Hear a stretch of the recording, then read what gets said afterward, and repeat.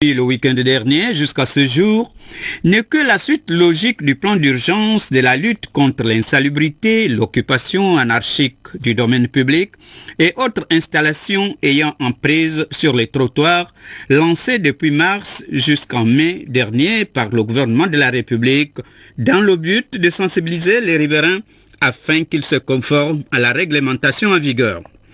Malheureusement, force est de constater aujourd'hui que plusieurs personnes victimes de l'application de la mesure par le gouvernement créent au scandale, soi-disant qu'elles n'ont pas été averties alors que nul n'est censé ignorer la loi. Après le lancement, la municipalité et certains opérateurs prendront le relais jusqu'en 2012.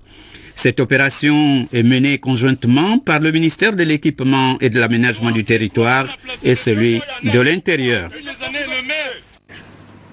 Voilà, nous poursuivons cette édition d'information toujours avec le même sujet. Il faut vous dire que l'opération Libérer les trottoirs suscite encore et beaucoup d'incompréhension parmi les populations riveraines, notamment celle de Lalala, où est donc descendue la force publique pour dégager les abords des chaussées. Ces populations en sont venues donc aux mains avec les agents de la SEG qui étaient en train de retirer leur compteur, témoins de la situation, et Eugène Minko et Jean-Pierre Moussouani. Empoignade contre empoignade, c'est le spectacle qui nous a été servi ce matin à Lalala, où les personnes victimes de l'opération Libérer les trottoirs ont opposé une fin de non-recevoir musclée aux agents de la SCEG qui avait mission de retirer sur les lieux les compteurs touchés par cette opération susceptible de causer des incendies. Les deux parties s'expliquent. Il faudrait qu'on sache pourquoi vous achetez les compteurs. Parce que les compteurs nous reviennent. Même si nous sommes les locataires, les compteurs nous reviennent. Bien sûr. On ne peut pas. Non, c'est impossible. On ne peut pas venir. On a payé, la SCG ne va pas donner ces compteurs-là gratuitement. Mais s'ils veulent enlever, qu'ils nous expliquent pourquoi ils enlèvent. Je sais où tu vas en venir. Électrique, c'est tout. Je ne vais pas vous allez les restituer. Bien sûr. Bon, on demande aux clients ce qu'ils... Attendez. La place idéale. Non, le problème, on a refusé. Ils passent à la SEG, ils nous voient comme ça, on vient de poser leur compteur.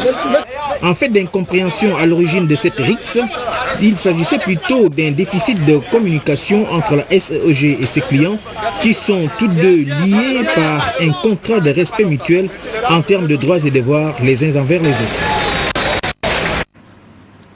Voilà, un peu plus gai cette nouvelle qui concerne donc le don du Léo Club au CTA, donc un don de fournitures scolaires aux enfants des personnes vivant avec le VIH-Sida. Le reportage est de Marie-Jo Moussavou sur des images de Fortuné Ndjiba. Les membres du Léo Club Libreville-Soleil, avec à leur tête le président de cette structure, Nazer Bambilingui, au service de l'humanité, à travers ce geste de bienfaisance à l'endroit des enfants des personnes vivant avec le VIH-Sida par l'octroi des fournitures scolaires en cette période de rentrée. Comme à chaque début de mandat, ce geste constitue l'action phare du Léo Club Libreville-Soleil. L'objectif de notre geste ce matin au CTA, c'est venir en aide aux parents, les enfants, aux parents, aux personnes atteintes du VIH-Sida, à leurs enfants, afin que ces enfants également démarrent une année scolaire avec tous les matériaux scolaires nécessaires.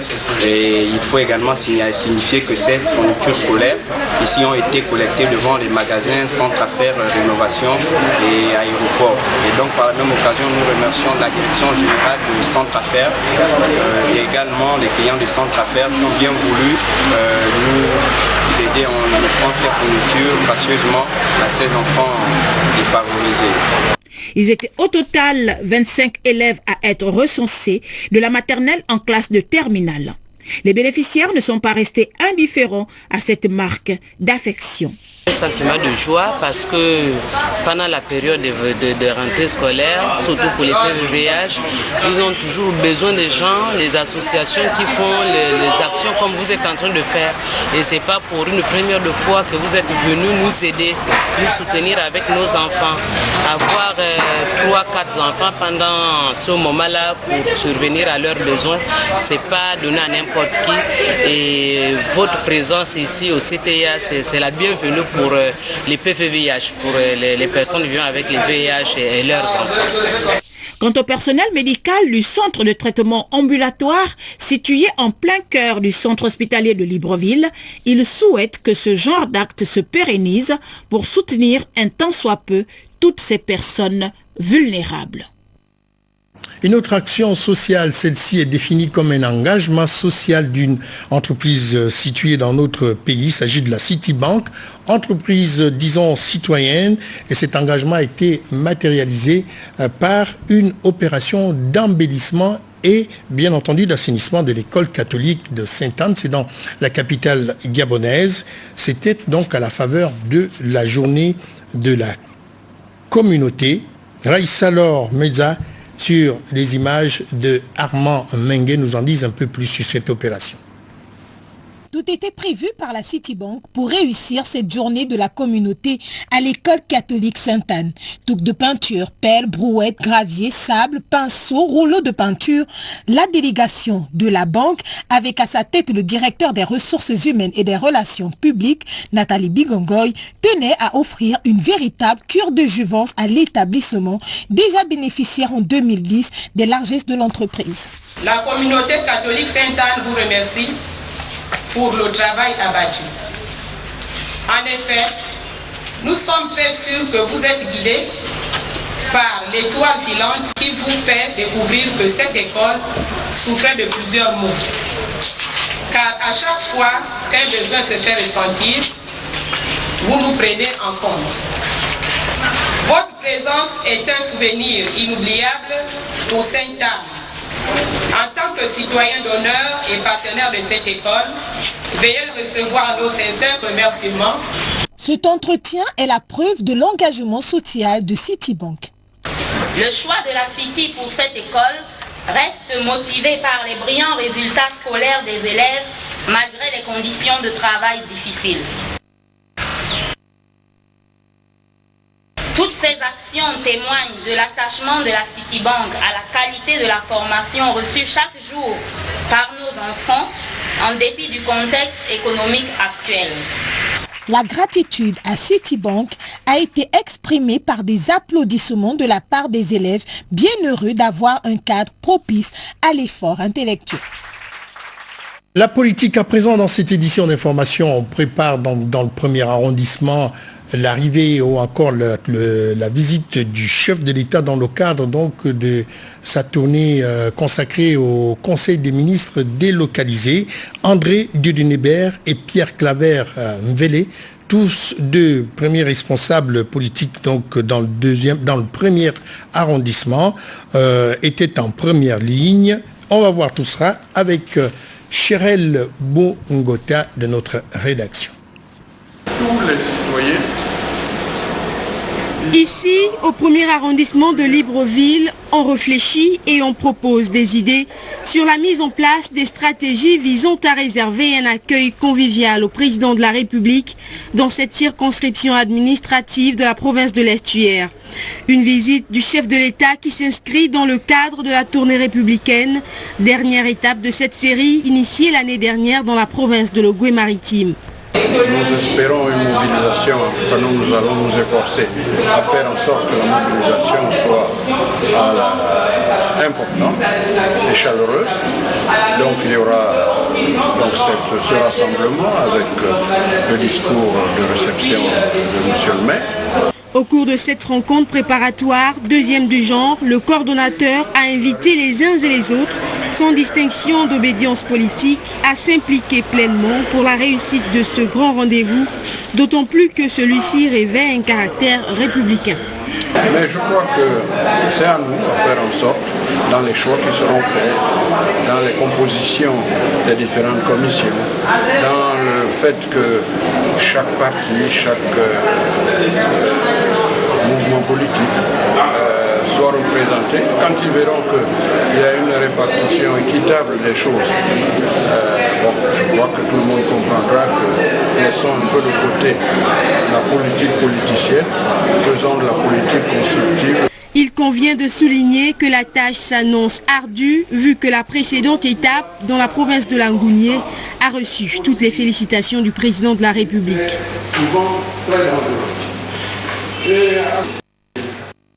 Et puis dans le 3e arrondissement de Libreville, le Parti démocratique gabonais affûte donc ses armes. Eh bien, pour matérialiser tout cela, les militants se mobilisent dans le 3e arrondissement et le compte-rendu de Rodrigue Tessa Mwanga sur les images de Jean-Pierre Moussouani. Afin que demain notre pays soit fier de ses enfants unis.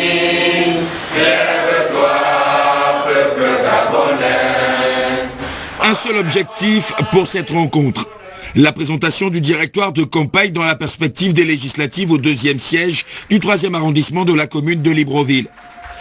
Jean-Claude Simé-Pangou et Isabelle Nandjongombe constituent le ticket PDG pour cette élection dans cette circonscription électorale. Tous les candidats des PDG sont en ce moment en pleine campagne. Nous devons respecter la loi. Pour le moment, nous ne sommes que dans les actions de proximité, de travail, conformément à nos activités du parti. Réjoui par la coordination générale conduite par Alex Bongo Ondimba, au 2e siège du 3e arrondissement, on affûte les armes. Nous sommes très confiants. Ça, il y a longtemps que les autres ont récupéré ce siège-là, mais cette fois-ci, nous voulons le ramener parce que, vous savez, la présidence de la République est dans le 3e. 5e étape du genre, le directoire de campagne s'est également rendu dans les fédérations A, B, C et D pour la même opération. Si on n'a pas le pognon. Voilà, pour la fin de cette édition d'information, nous restons dans les communiqués du Parti démocratique gabonais, notamment le PDG Mougouti. C'est dans le département de Mougouti, dans la province de la Nyanga. Eh bien, les camarades Jean-Simon Moukaga et Viviane Biviga Boussougou, respectivement membres du bureau politique et secrétaire général adjoint du Parti démocratique gabonais, convient donc tous les membres du bureau politique, du Conseil national, du comité central et sympathisants, sans oublier les candidats aux élections législatives des 3 sièges du département de Mougouti à une importante réunion qui aura lieu ce mardi 25 octobre 2011 à la Chambre de commerce de Libreville à 18h. Vu l'importance de l'ordre du jour, la présence de tous les camarades est de rigueur. Et puis le département du Ouélé, le camarade Lucie, ou plutôt la camarade Lucie Mekemeza Mobian, secrétaire nationale, invite les membres du bureau politique, les conseillers du distingué camarade de président, les candidats investis pour les législatives 2011, les membres du Conseil national, les membres du comité central, les cadres du secteur public et privé, les opérateurs économiques et les sympathisants ressortissants du dit département à prendre part à une réunion qui se tiendra ce mercredi 26 octobre 2011 à 17h précise à la Chambre de commerce de Libreville. La présence là aussi de tous les camarades est vivement souhaitée. Et puis, soulignons simplement en plus bref que les Tunisiens ont élu les membres de l'Assemblée constituante la semaine dernière. Ils seront donc 217 membres de cette Assemblée, l'équivalent donc de l'Assemblée nationale gabonaise. Déjà, le Parti islamique et Nahda revendique au moins 60 sièges dans ce Parlement. Il faut également dire que le Parti démocrate progressiste du centre-gauche, le PDP, prend acte de sa défaite si les sondages le créditent donc d'une seconde position aux élections de l'Assemblée constituante, une élection jugée historique. Et puis, à propos de la mort de Muammar Kadhafi, tué jeudi dernier à Sirte, le président du Conseil de transition, Mustafa Abdeljali, annonce ce lundi la création d'une commission d'enquête sur les circonstances controversées de la mort de l'ex-dirigeant libyen. L'ONU, les Américains ainsi que la veuve de Muammar Kadhafi réclament donc la lumière sur le décès de cet ancien dirigeant de la Libye. Du coup, le CNT a donc interdit l'exposition du corps du colonel Kadhafi dans cette chambre froide d'un supermarché commercial. Voilà, nous arrivons donc au terme de cette édition d'information. Une seule information à retenir, le chef de l'État qui entreprend donc un périple dans l'Europe de l'Ouest. Aujourd'hui, il était en Suisse, donc où il a